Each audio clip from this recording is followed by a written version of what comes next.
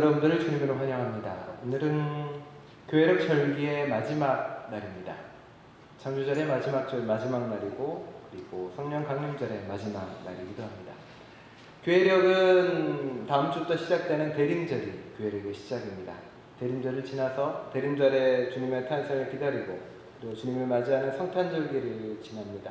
주님이 그리스도로서 예수로서 자신의 삶을 시작하는 주연절을 지나 사순절과 부활절을 지납니다. 그리고 성령강림절과 성령강림절에 속해 있는 창조절을 지나는 것이 교회력의 큰 줄기이기도 합니다. 이 줄기 따라서 신앙을 되새겨보고 하나님께 관심을 가지고 신앙을 배우려고 노력하는 그 리듬에 맞춰 사는 게 이제 그리스도인의 신앙의 삶이기도 합니다. 자신의 삶의 리듬들이 다 정해져 있습니다. 1년에 365일 절기 따라 사는 사람도 있고 농사에 맞춰서 추나추동의 절기 따라 농사를 짓는 분들도 있고 삶과 일에 따라서 맞춰 사는 사람이 있겠죠.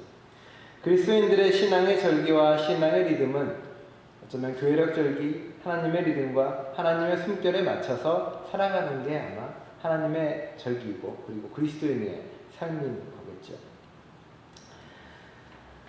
지난주에 우리는 바벨에 대한 이야기를 나눈 적이 있습니다. 바벨은 하나님을 이렇게 번개를 쳐서 무너뜨렸다거나 혹은 이렇게 벌을 주려고 했던 게 아니라고 말씀을 드렸고, 바벨의 언어, 하나의 말, 하나의 문화로는 하나님께 닿을 수 없다는 말씀을 드렸습니다.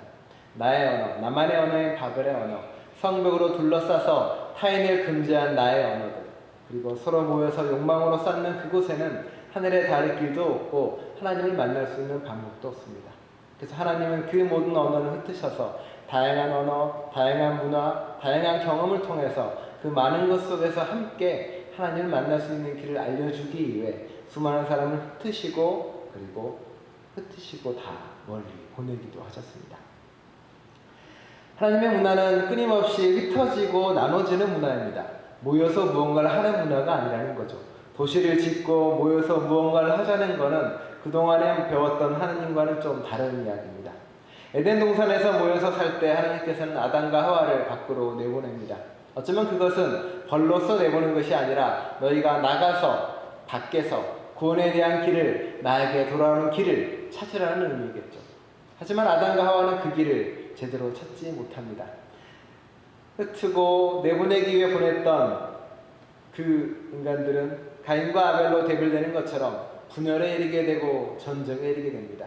그래서 결국 가인은 또 길을 떠나게 됩니다. 가인의 자손은 드발가인에게 이르러서는 결국 전쟁을 낳게 되고 끊임없는 분열에 이르게 됩니다. 흩어짐이 제대로 열매를 맺지 못하는 거겠죠. 그러자 하나님은 다시 노아의 홍수라는 사건이 벌어지게 됩니다. 그리고 노아를 통해서 다시 한번 명령을 하죠. 흩어져라, 땅으로. 하지만 노아에 대해서 이루어지지 못합니다. 노아는 지난번 설교한 것처럼 자기의 친척이 죽어가고 자기의 형제들이 죽어가고 자기가 아는 수많은 사람들의 죽음을 목도했던 사람입니다. 성경에서 노아는 더 이상 후손을 낳지 않은 걸로 묘사가 됩니다. 노아의 자손들은 또 어떻게 됩니까? 노아의 자손들은 이제 분열을 안 하려고 노력을 합니다. 모여서 뭔가 해보자. 모여서 뭔가 해본 게 바벨탑이죠. 모여서 뭔가 했지만 그 모임은 결국 자신들의 욕망을 위해 모인 것이고 자신의 욕망의 더미를 쌓는 거였죠. 욕망을 위해 분열하고 욕망을 위해 쌓은 그 모든 것 두 개가 이루어지지 않은 겁니다.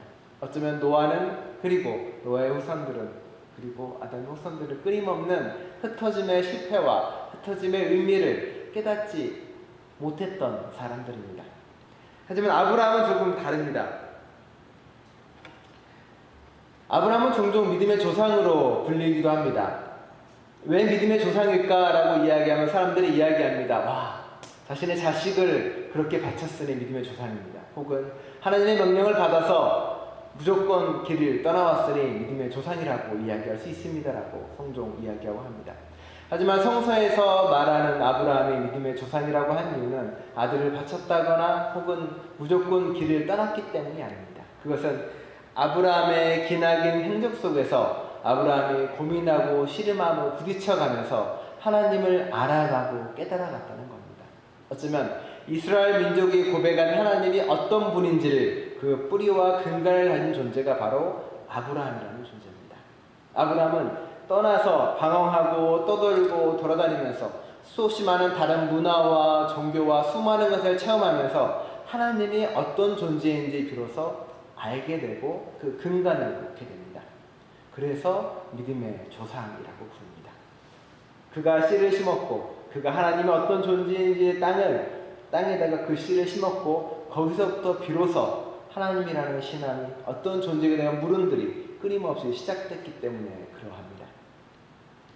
아브라함의 선조는 셈이죠. 셈은 노아의 세 아들 중에 한 명입니다. 그리고 그 족보에 대해서 11장에 쭉 나오게 됩니다. 데라와 그리고 그 밑에 자손들이 나오게 되죠. 그런데 이 본문에 보면은 아브라함의 아버지 데라가 나옵니다. 데라도 발걸음을 갈대아 우르에서 나옵니다. 그 사람도 머물던 존재가 아니라 갈대아 우르를 떠나서 어디로 가려고 하냐면 가나안으로 가려고 합니다. 데라가 무슨 목적으로 어떤 이유로 갔는지 모릅니다만은 떠나서 그가 가고자 하는 목적지는 가나안입니다. 마치 아브라함이 가고자 했던 목적지와 동일한 것처럼 보여집니다.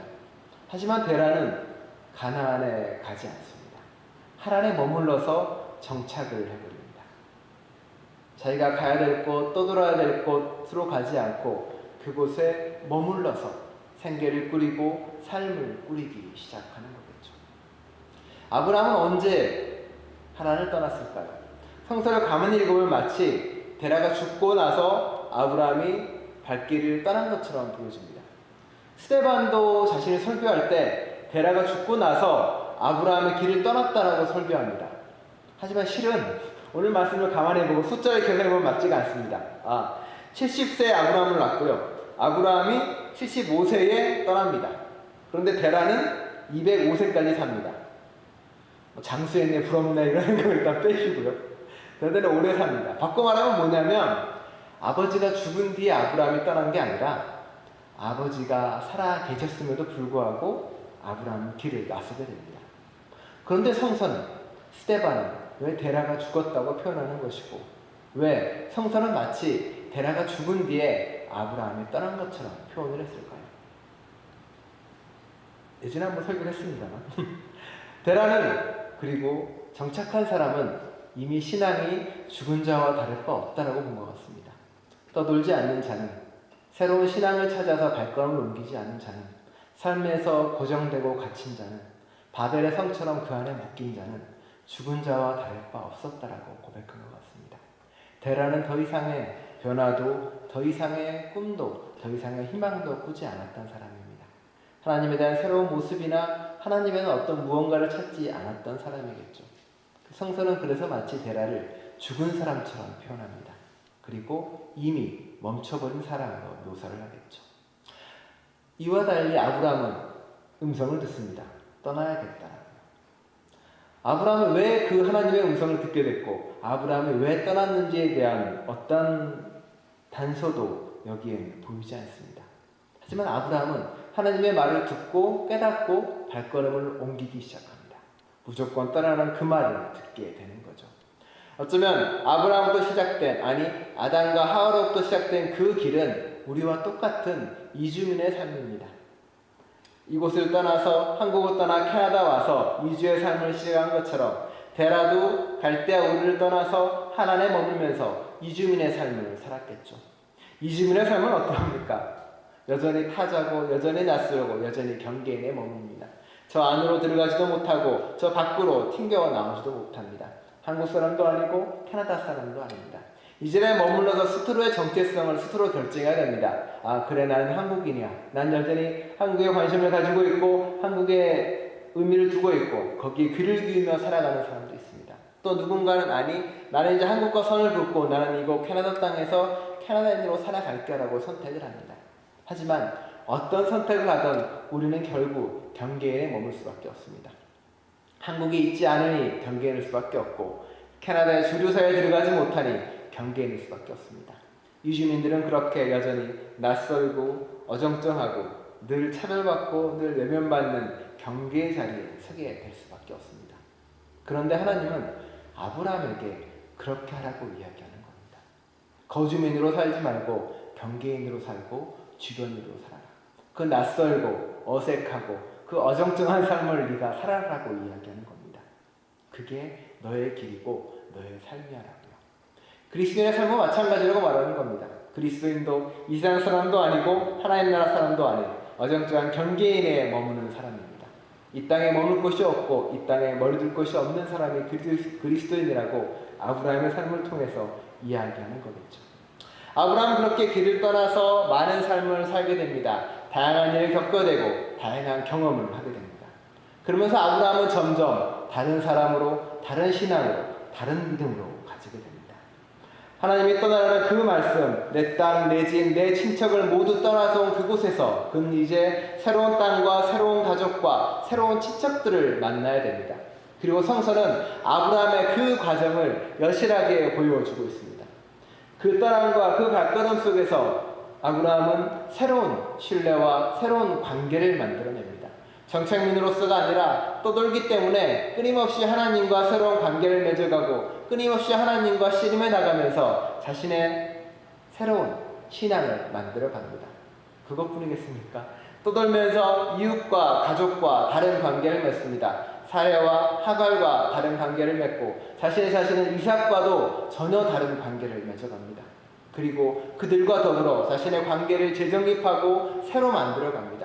상황이 바뀌어가며 떠돌이의 여정 따라서 자신의 관계 또한 바뀌어 나가는 거죠. 더 나아가서 그는 떠돌아다니면서 다른 문화와 다른 사람을 경험합니다. 우리로 치면 중국 문화, 인도 문화, 캐나다 문화, 수없이 많은 다른 문화를 경험하며 경계를 넘습니다. 떠돌아다니면서 온 이방인을 천사로 맞이를 하고 떠돌아다니면서 멜기세덱이나 이집트 왕을 만나면서 자신의 신앙과 자신의 깨우침이 점점 깊어지기도 합니다. 아브라함의 여정과 아브라함의 발걸음은 끊임없이 바뀌고 변화되는 살아있는 사람의 모습을, 살아있는 신앙의 모습을 그대로 우리에게 보여주고 있는 겁니다. 하지만 아브라함이 스스로 말한 것처럼, 아브라함이 하나님의 명령을 그대로 순종하는 사람의 모습을 보였냐 그러면은 오늘의 말씀 속에서는 별로 그렇게 보이지 않습니다. 떠났으니 순종한 거 아니냐? 떠났으니 당연히 하나님의 말씀을 그대로 따른 것이 아니냐라고 묻기도 합니다. 그래서 맞다라고 고개를 끄덕이기도 하고요. 하나님이 아브라함에 명령합니다. 너는 내가 살고 있는 땅, 내가 난 곳, 너의 아버지의 집을 떠나라고 이야기합니다. 아버지의 집, 땅, 어쩌면 과거의 모든 것과 단절하라는 의미겠죠. 과거를 내려놓고 새로운 출발을 위해 나와라. 마치 예수님 하는 말과 똑같습니다. 너 거기 바로 나를 따라라. 다 내려놓고. 그러자 베드로나 제자들은 어떻게 합니까? 모든 걸 내려놓고 바로 예수를 따라갑니다. 어디로 가야 될지도 모르고 무엇을 하자는 말도 하지 않습니다. 일단 나를 따라와라. 제자들은 다 버려두고 예수를 따라가는 발걸음을 택합니다. 자, 아브라함은 어떻게 했을까요? 아 그래? 음성을 듣자마자 그래 떠나야지라고 이렇게 지팡이 하나, 보찜 하나 들고 훌쩍 떠나냐 그러면 그렇지 않습니다. 챙깁니다. 내가 그동안 이 땅에서 다 번 재산, 이 땅에서 얻은 사람들, 그리고 이 땅에서 얻은 무언가를 전부 다 챙겨옵니다. 친척을 떠나지도 않습니다. 조카를 데려옵니다. 롯도 데려오죠. 어쩌면 아브라함은 길을 떠나면서도 온전히 그 말 그대로 믿지는 못하는 것처럼 보입니다. 이것저것 챙겨서 불안하기도 하고 어떻게 될지도 모르고 하니까 일단 챙겨서 가게 됩니다. 아브라함은 그러다 보니 하나님이 보여줄 땅을 찾아서 가긴 합니다만 하나님의 보여줄 땅을 만나는 것은 한참 뒤에 있는 일입니다. 롯과도 헤어지고요. 그 뒤에 벌어집니다. 자신이 가져온 롯, 자신이 가져온 모든 것을 다 잃은 뒤에 비로소 아브라함은 보여줄 땅을 만납니다. 가나안에 들어졌을 때 하나님이 뭐라고 하십니까? 이게 내가 너에게 보여줄 땅이라고 이야기 안 합니다. 너의 자손들에게 이 땅을 주겠다라고 이야기합니다. 그럼 그곳에 정착해야 될 것 같은데 정착을 안 합니다. 또 떠납니다. 계속 남쪽으로 끊임없이 발걸음을 돌리고 하나하나 발걸음을 옮기기 시작합니다. 어쩌면 아브라함은 정착할 땅을 의미하지 않을 수도 있습니다. 어쩌면 그것은 아브라함의 온전한 신앙에 대한 이야기일 수도 있고 아브라함의 온전한 믿음에 대한 이야기일 수도 있습니다. 아브라함은 그 발걸음 하나하나를 통해서 놓고 버리고 그리고 새로운 신앙을 하나하나 배워나가는 길일 수도 있습니다. 그 첫 번째가 바로 오늘 만난 모래의 상수리 나무이기도 합니다. 우리는 아브라함의 여정을 잘 알고 있습니다. 한참 많이 방황하기도 했고 머리에 떠오르는 것은 하갈과 이스마엘이 떠올리기도 하고 이삭을 떠올리기도 합니다. 그는 발걸음을 하나하나 내새기면서 하나님에 대한 신앙이 바뀝니다. 모래 상수리나무 이야기 전에 데라와 헤어지면서 떨어지면서 그는 자신의 과거를 끊습니다. 그리고 새로운 미래를 살아갑니다. 그런데 이삭을 바치라는 하나님의 명령은 동시에 어떤 명령이냐면 미래를 끊는 명령이기도 합니다. 미래에 대한 약속과 미래에 대한 비전을 끊는 거고요. 하나님은 아브라함에게 과거도 끊고 미래도 끊어버리라고 말합니다. 그리고 온전한 지금의 현재에 대한 신앙을 말합니다. 예수님이 이야기한 것처럼 내일 일은 내일에게, 과거는 보내고 현실에 충실한 삶. 하루를 떠나면서 바리바리 물건을 쌓은 아브라함이고, 그리고 그 아브라함의 기나긴 시간 동안 아브라함이 훈련받은 것 중에 하나가 과거를 끊고 미래도 끊으면서 현재 온전한 하나님을 경험하는 걸 하게 된다는 이야기입니다. 그러면서 하나님에 대한 것이 쌓아 나가는 거겠죠. 아브라함은 발걸음을 하나하나 뛰게 됩니다. 처음 발걸음이고 처음이니까요. 하나님이 왜 아브라함에 이야기했는지, 아브라함이 왜 그 목소리를 들었는지는 알지 못합니다. 하지만 아브라함은 발걸음을 하나하나 뛰면서 처음 하는 경험이 어디냐면 모래에 상수리 나무가 있는 곳입니다. 열심히 발걸음을 뛰고 왔습니다. 아버지가 갈았던 곳입니다. 그런데 하나님이 보여준 땅인지 모릅니다. 가나안이 하나님이 보여줄 땅이라고는 이야기하지 않습니다. 하나님이 아브라함에게도 내가 보여준 땅이 아니라 내가 보여줄 땅이라고만 이야기했지 가나안이 그곳이라고도 이야기하지 않고요. 아브라함은 예수의 제자만큼은 못하지만 그래도 나름 열심히 목적도 없는 그곳을 향해 발걸음을 옮긴 겁니다.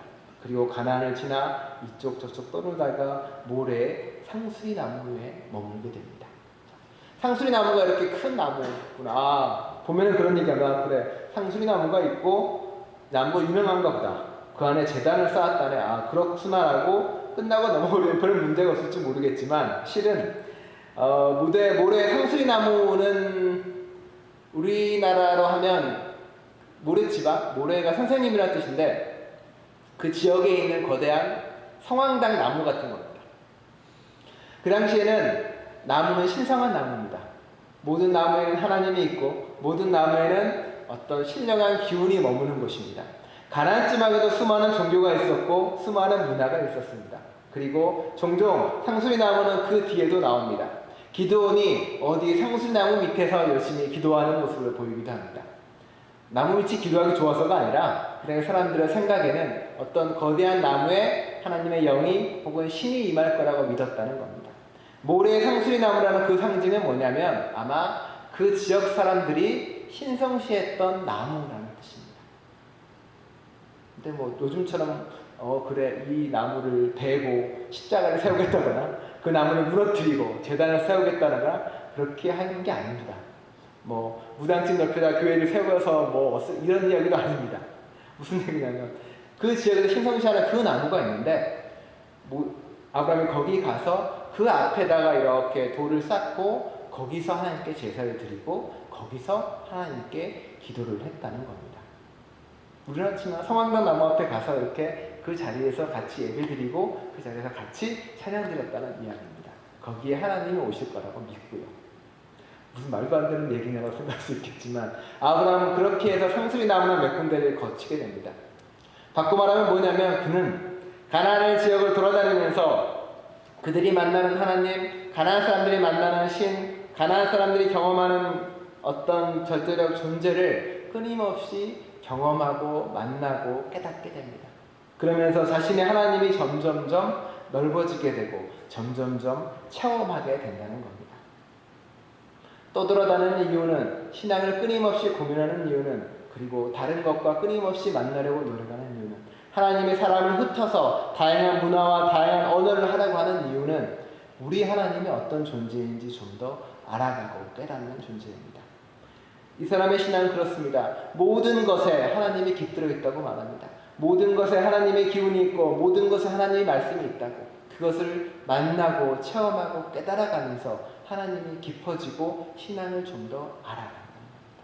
아브라함은 그렇게 신앙이 조금씩 쌓여갑니다. 중간에 넘어지기도 하고 중간에 여러 가지 있기도 하지만 아브라함은 그렇게 신앙이 좀 더 넓어질 수 있었다는 겁니다. 하고 많은 사람 중에 왜 아브라함이 그게 가능했을까요? 왜 수많은 사람 중에 아브라함만이 그렇게 하나님을 더 깊이, 더 많이, 더 속속들이 알 수 있었을까요?